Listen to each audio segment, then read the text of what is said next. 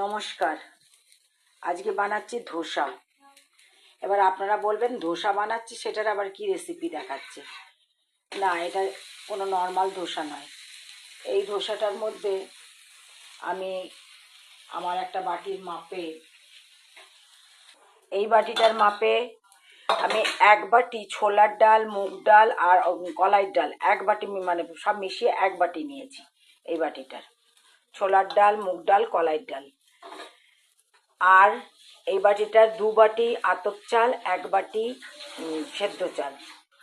ঘন্টা দুই ভিজিয়ে রেখেছিলাম রাত্রিবেলা, তারপর রাত্রিবেলা পিষে আমি রেখে দিয়েছি। আর পেশার সময় একটুখানি মেথি দিয়েছি, 1 চামচ মেথি দিয়েছি পেশার সময়। তাতে কি হয়, খুব কুড়কুড়ে হয়। দেখুন কেমন কেমন মানে মানে সুন্দর হয়েছে, ক্রাঞ্চি ধোসা হচ্ছে। এবার তার সাথে আমরা আজকে খাবো, মানে চাটনি তো বানাই, মানে বাদাম বা নারকেল দিয়ে চাটনি বানাই, এতদিন আমি দেখিয়েছি। কিন্তু আজকে আমি বানাবো পুদিনা পাতা, ধনে পাতা, রসুন, কাঁচা আম, কাঁচা লঙ্কা আর বাদাম ভেজা, তার মধ্যে নারকেল দিয়ে। তাহলে কি কি দিলাম, বাদামটা ভেজে নেব, কাঁচা লঙ্কা রসুনটাও ভেজে নেব, একটুখানি তেলে নেব, আর দিয়ে তার সাথে পুদিনা পাতা, ধনে পাতা, নারকেল দিয়ে পিসবো, যেটাকে ঠেচ্চা বলে। আমি এর আগে একটা ঠেচ্চার রেসিপি দিয়েছিলাম, কিন্তু তাতে আমি তখন কাঁচা আম দিইনি। তো এখন কাঁচা আমের সময়, আর ধোসার সাথে একটু টক টক মিষ্টি মিষ্টি ভালো লাগে, তাই কাঁচা আম দিয়ে ঠেচ্চা বানাবো। তো আপনারা দেখতে থাকুন, আমি বানিয়ে চাটনিটা বানিয়ে আপনাদেরকে দেখাচ্ছি।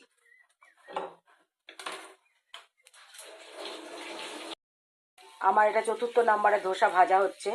ধোসা আমি এর আগেও বলেছিলাম, যখন ধোসা তাওয়াতে দেবেন, প্রথম ধোসা দেওয়ার সময় আগে তেল গরম করে সেই তেল হয় টিস্যু পেপার দিয়ে মুছে দেবেন, আর না হয় জলের ছিটা দিয়ে দেবেন।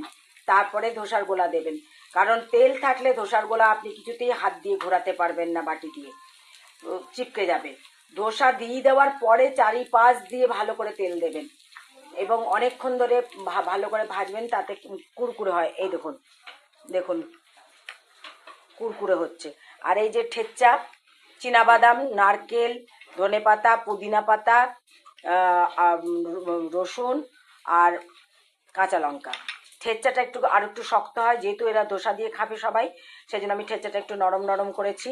আর কাঁচা আম দিয়েছি এটার মধ্যে, বাদাম, কাঁচা লঙ্কা, রসুনটাকে টেলে নিয়েছি। তো এই হচ্ছে আজকের খাবার।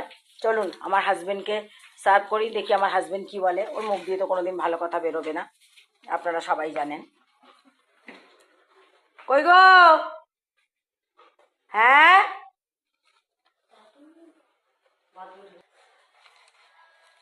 দেখুন কতটা ক্রাঞ্চি হয়েছে। এই ঠেচ্চা দিয়ে খাও, খেয়ে বলো দর্শকদেরকে কেমন হয়েছে।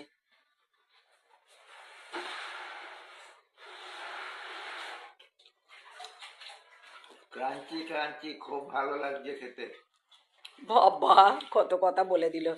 এবার আমার বাবুকে দেব, আমার বাবু খাবে এবার। বাবু তোমাকে চাটনি দেবো, দাঁড়াও, চাটনি দেবো। চাটনি চাই না আমার চাটনি চাই না, আছে শুধু ধোসা খাও।